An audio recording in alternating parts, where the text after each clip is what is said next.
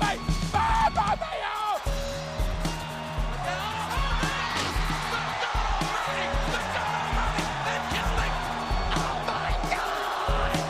You will go one-on-one with The Undertaker!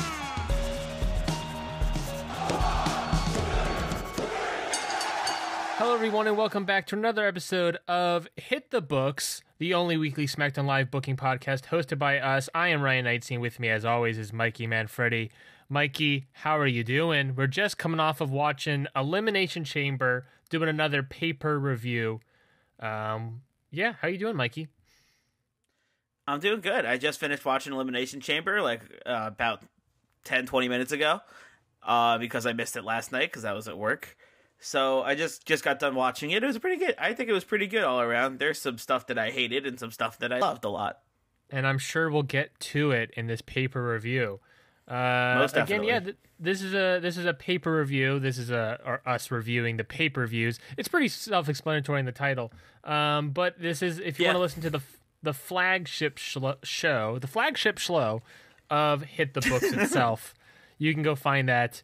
It's most likely in description. You can find that anywhere on iTunes, Spotify, anywhere. Hit the Books, the only podcast where we book SmackDown Live between Ryan and me, which is also Ryan and Mikey. Ryan and me. Anyways, this intro, I'm losing a little bit of this intro, Mikey. But I would want to say, though, you got so excited by Elimination Chamber that you were interested in telling me a little story about you purchasing WWE 2K19.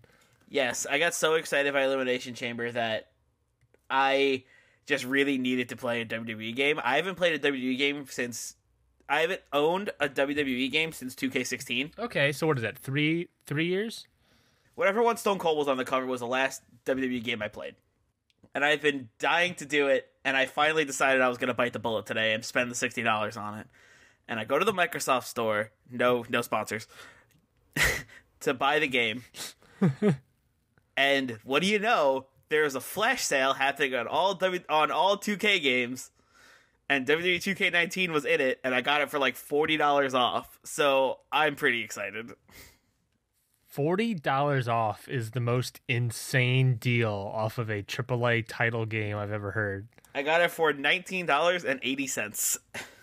Jesus. From what? What is that? Usually a $59.99 deal? Yep.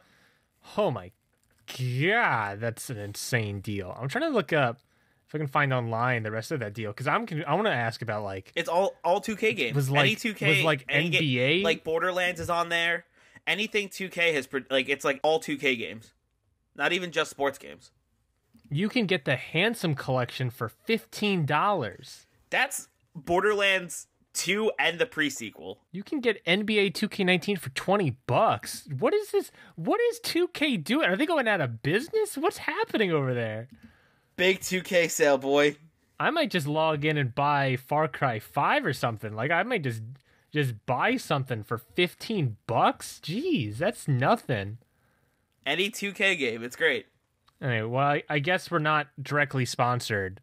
XCOM 2? I guess we're not directly sponsored by 2K or Xbox or anything in that vicinity.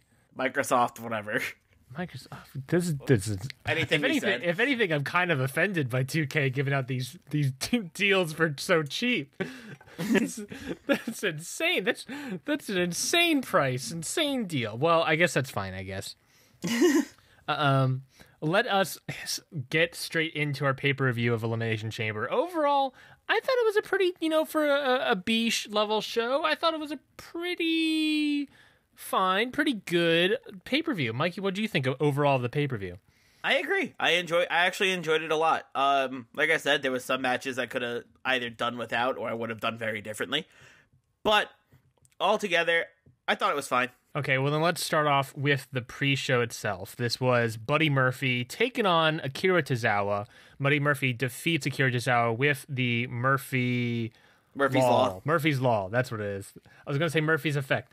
What did you think of this match, Mikey? It was good. I thought it was fine. It was a good showing, as always, from the 205 guys. Yeah. I don't know when Murphy's title reign's going to end here. You would have thought that maybe Mustafa Ali could break it, but with Ali now on SmackDown, I don't know what's going to happen with Murphy anymore.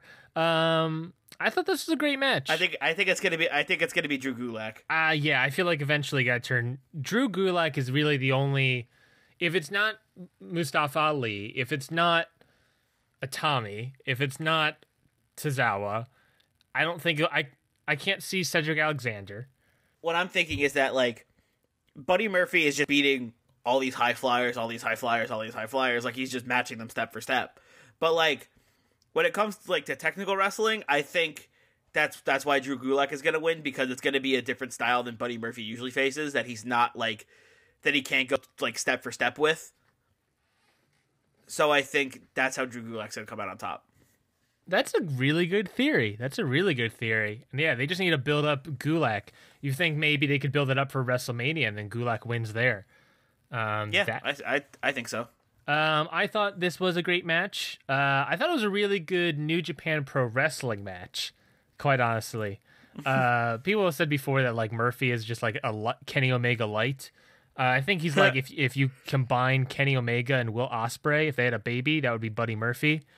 So so to you, Mikey, and to any listeners at home, like if that match excites you, so maybe check out New Japan Pro Wrestling as well. It had all had the chops, the fighting spirit, the saving your finishing move until it actually wins the match for you, and not just spamming your finishing move. Yeah, maybe we have a new segment coming up called Ryan's Indie Corner, and I highlight some of those matches for you, Mikey. If this match excited you, Mikey, then maybe you're stepping your foot, a little bit of a toe into the indie realm. I'm liking it. Mm-hmm. I'm getting there. I thought it was a 4 out of 5 meatballs. What did you think? I agree with that. Okay. Yeah, really highly offensive, counter heavy match. Thought it was great. Moving on to the main card, the women's Elimination Chamber match started and ended with Sasha Banks and Bayley ending up getting the victory to win the inaugural Women's Tag Team Championships. Now, Mikey, what did you think of this match? I thought it was amazing. It was really, really good. Same. It was an amazing match. I think Banks and Bayley definitely deserve those titles. I mean, their entire 2018 was essentially devoted to like becoming a tag team. So it only makes sense really for them to get it. Yeah, no, I agree with that. We wanted it to be the Iconics so they can do their cool, like, iconic thing with the belts, but, you know, Bayley and Sasha are just amazing, and they definitely deserve it, and it was just a good match all around with a little bit of everything. I thought it had your, like, underdogs going all the way, it had the extreme spot with Nia going through the pod, it had the comedy spot with the Iconics just getting, like, demolished. It was also kind of heartbreaking, though, because Billie Kay was saying, "I'm sorry" to Peyton, and that was, like, really sad. Yeah, it's like everyone, there was lots of double moves, lots of storytelling, lots of, like, tag team action. It definitely made every team look credible in this match. Yeah. You know, with the Riot Squad, with Tamina and Jax. I mean, Tamina and Jax dominated once they entered the match. It had a slight awkward start, but once it got going. Yeah, I don't think a single team ended up looking bad. Even the Iconics did, like, a lot of, like, really nice tag team offense. Like, that pin on Naomi, that was pretty good. Oh, yeah. I mean, I'll be the other guy in the room then. I thought the Iconics, other than that pin, I thought they were fine. I think every team looked credible, but for them, I don't know. I'm sort of this match actually made me lose some of the faith in the Iconics, if I could be frank. Really? Yeah, and even though my name is Ryan, for the next couple seconds I will change it to Frank because I don't know, like, remember I know you haven't watched NXT so long. I'm not sure if you watched it when Peyton Royce was on NXT. But she was a great part of NXT. She was doing amazing matches. She had this amazing fisherman suplex and all this stuff. I don't think I've seen her bust out that fisherman suplex once in her entire main roster run. It's there was the point where like, Billie Kay was getting less and less involved in Peyton Royce's matches. Like it just became the Royce show. And now it's a lot of, screaming and honestly walking around. There was a lot of walking around from the Iconics. They would run away, but they would like when they were their time to do offense, they would sort of just walk to do the next move. Their big spot was a pin, which was awesome to look at, but it was just like I'm losing. Honestly, I was losing faith in the Iconics. But I mean, that's the only thing I got. That's if I could pinpoint one flaw in this match, I guess it's, to me personally, the Iconics. I'm not sure. I'm most likely the only person that feels this way, Mikey. But I don't know. That's what I'm thinking. Yeah, it makes sense. I can see why you'd be kind of like losing faith a little bit, but I think they did all right. I think it was a good showing from the Iconics, and I support them. Yeah, overall, I thought this was a great match. I gave this a 4.25 on the meatball rating. Yeah, okay, I will agree with that. Also, you gotta keep it up to the 4 horsewomen. I mean, the fun fact of the today was the inaugural Raw Women's Champion is Charlotte Flair. The inaugural SmackDown Live Women's Champion is Becky Lynch. And the inaugural Women's Tag Team Champions are Sasha Banks and Bayley. Mm-hmm. The 4 horsewomen are the division, pretty much.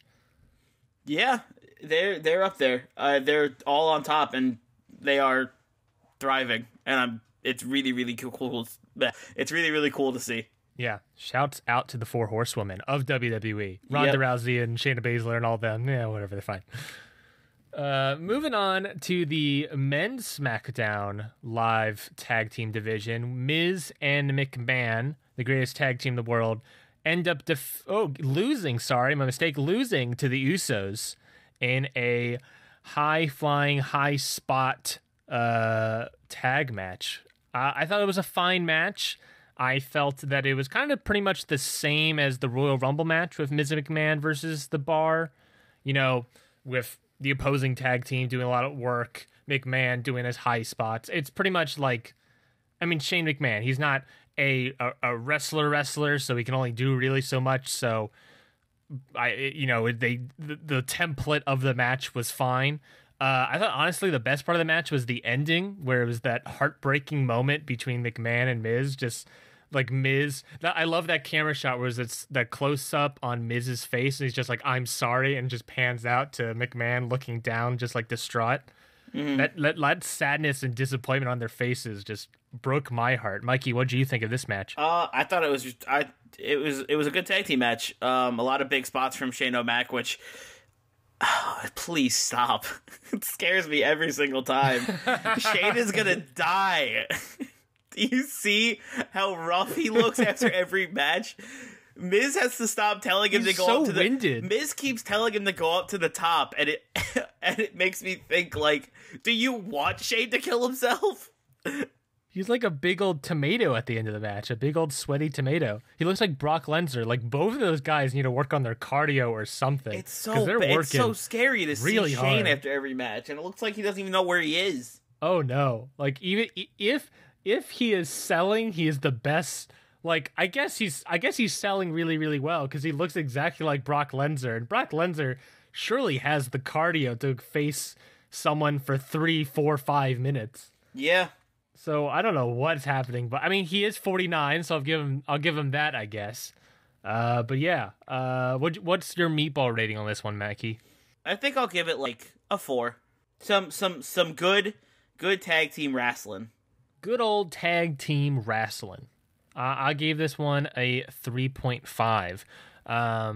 Usos picking up the victory is fairly surprising. To me, it was more surprising about the ending of it. I think a lot of people were expecting McMahon and Miz to have like a huge like miscue or Miz-cue. Good one. Thank you. Good I'll one. see myself out. They're expecting some sort of miscommunication between the two, and instead the Uso. I don't know which Uso it was, but Miz hit the skull crushing finale, his finisher. And then at the 2 count, the Uso rolled it up for a pin. 1, 2, 3, they win. The fact that the Miz hit his finisher and it did not get him the victory is interesting. But yeah, I gave this a 3.5. You gave it a 4. Let's move on to the Intercontinental title match. This being a handicap match of Bobby Lashley and Lio Rush versus Finn Balor. Finn Balor ends up getting the victory by pinning Lio Rush. Mikey, what do you think of this matchup? It was good. It was pretty good. I always like a good Finn Balor match. The one thing that confused me, though, was when the commentators were like, "Oh, it was so smart of Finn Balor to throw in Lio Rush to pin him because he was more winded and not Bobby Lashley." It's like, no. He did that because Lio Rush was the legal man. Bobby Lashley wasn't tagged in. Like, what are you saying? That it was so smart of him to throw Lio Rush? Like, he had to throw Lio Rush in. It's like, plus, of course Finn Balor's going to go after Lio Rush. He pinned him like a week ago. Yeah. But either way, he's a cruiserweight. They're like trying to say that it's so smart that he threw Lio Rush in and then he pinned Lio Rush because Lio Rush was like beat up and whatever. But like he literally had to pin Lio Rush because Lio Rush was the only one who was legal. I don't know. That was weird to me. Match was fine. It was just a good handicap match. I wish Finn got more offense in against Lashley. And I actually do wish he did pin Lashley instead of Rush. Because I feel like that would have been more of a definite win and like a more concise and clear and wrap up the storyline win than him pinning Lio Rush and then Bobby Lashley beating up Lio Rush afterwards. Yeah, it's pretty fair to say that this was a way for them to get Finn Balor the IC title but at the same time protect Bobby Lashley. Yeah. I don't think it's a great idea. I mean, Lashley still needs a promo guy. So good luck, future writers, on that one. I don't know. I mean, this match was fine. I felt it was like kind of like a standard Raw match. Like honestly, for a match, fine. For an Intercontinental Championship match, I don't know. I don't think it was as good as much of a bar set. It was known with Seth Rollins as becoming this sort of workhorse match. It was like almost like always the best match on the card. Mm-hmm. And it wasn't really the best. It wasn't much of a workhorse. It was a lot more character work with Lio Rush and Bobby Lashley. I don't know, not the way I would have liked to see Finn Balor win the IC title. He comes off of a loss at Brock Lesnar, and then he wins the IC championship, which is cool. But then he wins it by pinning Lio Rush, not like you said, not Bobby Lashley, which would have been even bigger of a push for him. Mm-hmm. I don't know. I agree with you. I gave this match a 2.25. Yeah. I think I'll give it like a 2.5. It was a fine outing, but nothing to really write home. That's coming from someone who loves Finn Balor. Yeah, I love Finn Balor. I would love to spread oil over his abs, but now they're going to be covered by an IC title, and I'm not sure how I feel about it anymore. I'll never be able to see them again. Let's move on to the next matchup. The Raw Women's Championship, Ronda Rousey versus Ruby Riott, and pretty much a squash match. So not much to really talk about the match here itself. What do you think, Mikey? I know you already have a lot of feelings and emotions about this match. I'll open up the door. I'll open up the floodgates, and I'll let you just go. So go for it. Ruby Riott deserves better. She is way too good to just be squashed by Ronda Rousey, and the entire Riott squad deserves better. Okay, they rock. I love their gimmick. They're all so great in the ring. They have such a cool dynamic between the three of them. They're all really good friends and really close, and they could be so powerful and so awesome. But WWE keeps freaking making them jokes and making them just eat pins left and right, and Ruby Riott getting squashed. Like, why? Yeah, they definitely did Ruby Riott dirty here. Granted, I think we can all agree not only was this match a squash, the build for this match was pretty much squashed by the overarching Becky Lynch, Charlotte Flair storyline. But yeah, not great. Not great for the match itself. But I guess, well, the real talk for this was the follow-up, where Charlotte Flair and Ronda stared down each other, and then the man Becky Lynch showed up, or slowly showed up, I should say, and then attacked Charlotte Flair and Ronda with repeated shots with her crutches. That segment was brutal. 10-minute shot of her walking in with her crutches. That segment was brutal. She busted Rousey open. Oh yeah, that looked bad. I saw it happen. I was like, wait, did she just hit her in the head? And then a couple minutes later, I looked at her skull, and I was just like, there's this blood, just this big patch of blood. Ronda was bleeding pretty good. I was like, that looked nasty. I wish there was just a tiny note.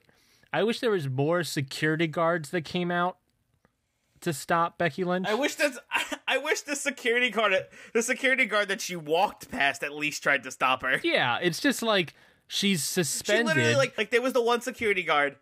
Yeah, there's the one security guard who has to stop fans from getting into the arena or in the ring or whatever. Yeah. Who's like sitting by the barricade, and she just hobbled past them. Yeah, what happened to that female security guard that stopped Rob Gronkowski at the WrestleMania match? That was pretty funny. What happened to that lady? Yeah, it's like she's suspended, and then so no security guards stop her at any point. She's walking on crutches, so she's really slow. So I'm not sure what that says about the security guards. And then she beats up both. She gets all the way to the ring, beats up Flair, beats up Ronda, and then when she's pretty much done, that's when 2 security guards come out. I don't know. 2 security guards and 2 referees. Yeah, it not only does it make the security guards look like a bunch of idiots, but by having more guards come out, it would make Becky Lynch feel more like a real threat. Like whenever like Stone Cold, yeah, send out the freaking cavalry, like go, like send out Finlay, send out guards, send out Adam Pearce, send out someone. Just be like, when Stone Cold came out, there was like 10 people that swarmed him. Like 2 guards is not much. But I mean, hey, she ends up walking out. She put her hands behind her, like her arms behind her. I don't know what that was. Like she was getting arrested. Like she was supposed to have her hands handcuffed, but then she didn't ever get handcuffed, and she just had her hands behind her back. She was supposed to be arrested. Just send out cops, right? I mean, yeah, just do that. Why? Security guards don't have cuffs, but they want to do that. Obviously, what they're trying to do was get that same Stone Cold image of Stone Cold smiling and laughing as he's getting walked out by cops. Mm-hmm. It's just like, I don't know. Then just send out cops. It was a brutal segment for Becky Lynch, and it definitely made her seem like a badass, despite being injured. But then it just like kind of, for me, got diminished by the lack of security, I guess. The lack of security, the fact that it took them like 90 minutes to actually get out there. And yeah, like you said, and the fact that they only sent 2 security guards instead of like 10 cops with actual handcuffs who could have just like handcuffed Becky and made her look even more like a badass. Now, we can't really give a meatball rating here because the match itself was a squash, but, you know, I thought this was the match. The match was whatever. They did Ruby dirty. -7 for doing Ruby that dirty. Yeah, more like, instead of meatballs, more like shitballs, am I right? Yeah, basically. Mikey, am I right? You're right. Mikey, am I right, though? You are right. Thank you. Sounded like 4 times. Let's move on to the no disqualification match. Baron Corbin, with the help of Bobby Lashley and Drew McIntyre, defeats Braun Strowman by what pretty much they did the Shield powerbomb, the triple powerbomb through 2 tables. They hit the OMG moment button. You're so excited to play WWE 2K19, aren't you? Oh, definitely. I'm chopping at the bit, my man. This match for me wasn't good. I thought it was just boring. Honestly, It got hurt by its placement on the card. We started off big, then each match for me got worse and worse. Yeah. And so it just get like the crowd was pretty much dead going the crowd was dead into this, and then this match happens and it's not like anything to write home about. It's just like, okay, well, another Baron Corbin Braun Strowman match. I mean, we weren't expecting much maybe going in, which is a sad thing to say about the state of Braun Strowman probably. Everyone just expected probably Braun to just squash Baron and just destroy him. We were expecting the squash to happen in this match. Yeah. Which would have been a great way to, build up Braun and, would have destroyed Baron. But instead, we get the triumvirate of Baron Corbin, Bobby Lashley, and Drew McIntyre now, again. So that's fine. I don't know. Who cares? The thing is, it doesn't build any of them up for me. It just makes Baron Corbin look like a bitch. Yeah, and Braun looks like a idiot. And because he got destroyed by 3 guys. That's the thing, right? It just like... It doesn't help, and Drew McIntyre doesn't really gain anything out of this. It just hurts everybody. It makes everyone look worse. It makes Baron Corbin look like a bitch because he can't take Braun on one-on-one. And it makes Braun look bad because he got destroyed. Like, nobody comes out on top here. Everyone just looks worse. This is why Raw is failing. These 4 superstars desperately need the superstar shakeup. Yeah. They're all stuck in, like, storyline hell. McIntyre's not really doing anything. Braun's not doing anything. Corbin's not doing anything. Lashley has something now with Rush. I guess. But it looks like that might just be ended. Yeah, because are they really going to make a rivalry between Rush and Lashley as if Rush is going to be able to do anything against Lashley ever? He couldn't even stand up to Finn Balor. Yeah. It's not great. It's pretty bad. I would love to have the shakeup happen and we move all these guys around. Move McIntyre to SmackDown, move Lashley somewhere. I don't know. Anyone relevant, move him to SmackDown so they stop getting dicked over by Raw. Yeah, I have a theory about that shakeup, which maybe we'll talk about in our actual Hit the Book show on iTunes now. Mm-hmm. Maybe we'll talk about that later at some point. But I do have a theory about the shakeup coming up. But yeah, I thought this match was not great. That was just pretty bad. 1.75 meatballs. Yeah, I agree. Which I think, honestly, a gentleman's 1.75. Yeah, that is being pretty generous. Like, I fast forwarded through a lot of this match because it was like, okay, throwing Baron around. Okay, Baron's got stairs now. Okay, now they're setting up the tables, and it's over. Well, let's move on into our main event, the men's Elimination Chamber match, with Daniel Bryan retaining his eco-friendly WWE Championship. Mikey, what did you think of this matchup? This match was pretty awesome. Honestly, like, it was fine, but then Kofi versus Daniel Bryan just knocked it out of the park at the end. That was unbelievable. Agreed. It made me feel it. For me, I haven't gotten this hype about a main card WWE match in a long time. I haven't gotten not even the whole match. It's like I haven't gotten that hype about those, like, 2 people fighting in WWE in a long time. Like, the last time I got that hype is like any takeover made me like. The match got you so hyped that it got you to buy WWE 2K19. Yeah, I just I even knew that Daniel Bryan was gonna win, and yet every time Kofi kicked out, I was still like, yes, he did it. He kicked out. He's still in this, even though I knew Daniel Bryan was gonna win, and I knew Kofi wasn't gonna get it. But I still was, every time he kicked out, and every time he pulled something, he got a big move off of Daniel Bryan, I still jumped out of my seat and got really hyped for Kofi, even though I knew the ending, and that's saying something. Yeah, that is just a testament to what kind of performers Kofi Kingston and Daniel Bryan are. The match was great. Match of the night to me. Same thing like you did. Had me on the edge of my seat thinking Kofi was going to win. The match before the one-on-one matchup of Kofi and Daniel Bryan was pretty much fine. There was a lot of good spots. A couple mess-ups, but overall really strong for me.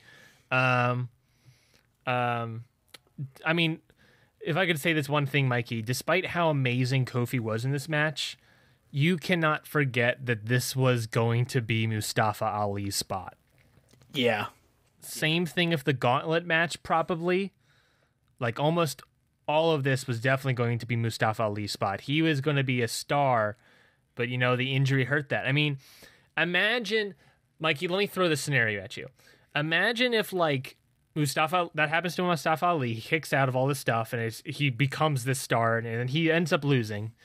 But imagine, like, he almost wins. Then after the loss, the entire 205 Live roster comes out and supports Mustafa Ali. I could picture, like, even after he loses, Daniel Bryan leaves, Mustafa Ali is sitting in the middle of the Elimination Chamber just disappointed, and then you look at the stage, and it's the entire 205 Live roster just, like, applauding. And then, like, Cedric Alexander and, I don't know, some other guy comes down and helps him out of the ring and stuff. Like, that not only would have made Mustafa Ali an even bigger star, it would have also helped elevate 205 Live as well, being like, yo, this guy came from those people. This guy came from that show, 205 Live.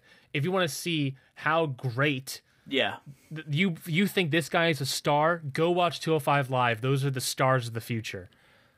You cannot forget that, like, this, as amazing Kofi Kingston was in this match, this could have been Mustafa Ali's, shining star moment. I don't doubt that he'll still get one, but alas, now I don't know. I think maybe WrestleMania could have been Bryan and Ali. Maybe we could still build up there. I can now easily see Bryan versus Kofi at WrestleMania. Yeah, I would say my thoughts on matches going into Mania, it was like, my brain was like, it's going to be Mustafa Bryan. It's going to be Mustafa Bryan, and then he got hurt, and then I was like, okay, now I want to see Kofi Bryan, because that was also nuts, Mm-hmm. But now I'm thinking, like, if Mustafa gets cleared, we could possibly have, like, Mustafa Kofi Bryan, which would also be insane. Yeah, I mean, it's sort of disappointing for Ali, but hopefully he gets injured. Doesn't get injured, but he gets cleared soon. Just an amazing part for the writers being able to slot in Kofi like that. I mean, Mustafa Ali trying to prove himself that he is a great star of 205 Live and trying to prove that he can do well, and then getting a pin victory over Daniel Bryan in his first match or whatever it was. And then slotting in Kofi, which has a very similar storyline of, like, he's been here for years. He's an underrated legend in this industry. And, we can just easily slot him in. It's like, yeah, he does have a lot in the tank, if I can steal a line from Mark Henry. He can still go. He can go for an hour. He can have this really, really close match. I mean, it was a similar ending to the Santino Marella Daniel Bryan Elimination Chamber match, but this one felt more real, even though that one was like, oh my gosh, Santino. Yeah, I don't know. There's a great match, great storytelling, and great way to build up Kofi Kingston. I really did like the final shot of all of New Day just standing at the top of the stage, just like, and Kofi Kofi, even though he lost, you could tell he was very proud of himself and how he did. And that was really heartwarming. Yeah, check out his promo. Surely it's on YouTube. Surely it's on Twitter for WWE's accounts. But definitely check out his promo following the match, where he's just like, "Look, we didn't get this one, but we showed that we can." Kofi showed that he can, still play with the big boys and still be a contender. He doesn't have a lot of chances, but when you get that opportunity, you gotta. I think he said this analogy that's like, you gotta have your iron sharpened. You gotta be ready for battle, because at any moment you get that opportunity, you need to prove yourself. And I think Kofi definitely proved that, like, hey, I'm still here. I can still play. Overall, 4.5 meatballs for this guy. Mikey, what'd you get? Yeah, I'll go with. I think I'll go with like a 4.75. It was really good, and just the fact that it got me hooked so much, even though I already knew what the outcome was going to be, is a really big factor in my eyes. Of course, like a lot of times, wrestling is fairly predictable. I mean, you and I got like 5 out of 7 correct. 5 out of 7 matches correct here. A lot of times, even on a predictable sort of show like Elimination Chamber was for us, if you are able to, despite a predictable outcome, still present a show where, we're all on the edge of our seat thinking, okay, maybe I was wrong. Maybe Kofi does have this. Yeah, that's that's what wrestling's about. Bringing the unpredictability to a predictable situation, I guess. Yeah. Well, that is it for this paper review. Again, fairly good, fairly decent overall Elimination Chamber pay-per-view. If you definitely get the time to watch it, I would probably recommend... If anything, you recommend the Men's Elimination Chamber. Just watch the chamber matches and ignore everything else. Yeah, that's probably fair to say. Watch the chamber matches, watch Tozawa and Murphy. Yes, you can skip kind of everything else. But besides that, fairly decent show. Mikey, where can people find us on Twitter if they want to? I'm gonna let you do the outro. I'll put you on the spot with no guarantee that's gonna go well and no obvious telling you beforehand that you were going to be giving this outro. But where can people find us, Mikey?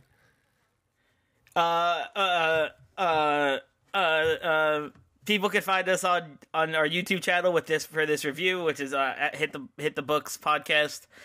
People can find us on iTunes, anywhere you can find podcasts, really, at Hit the Books Pod, and also on Twitter at Hit the Books Pod. And you can keep up with us in our crazy tweets about the wrestling, the WWE and wrestling universes, and all the stuff going on, and our weekly live tweets of SmackDown Live. Only SmackDown Live. Fuck Raw. Mikey, for putting you on the spot, that was pretty good. I'm gonna give you props to that one, dude. Thank you.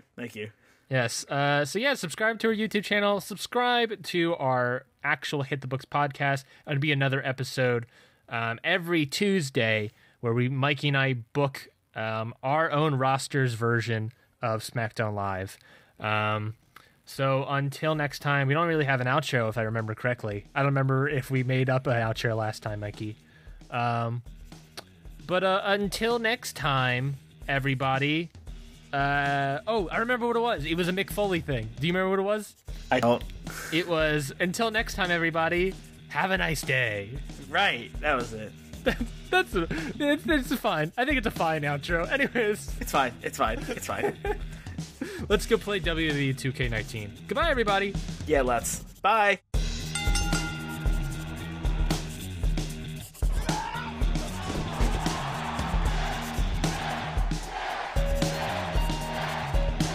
Hold one. Arm drag. Don't tell me. Both of you.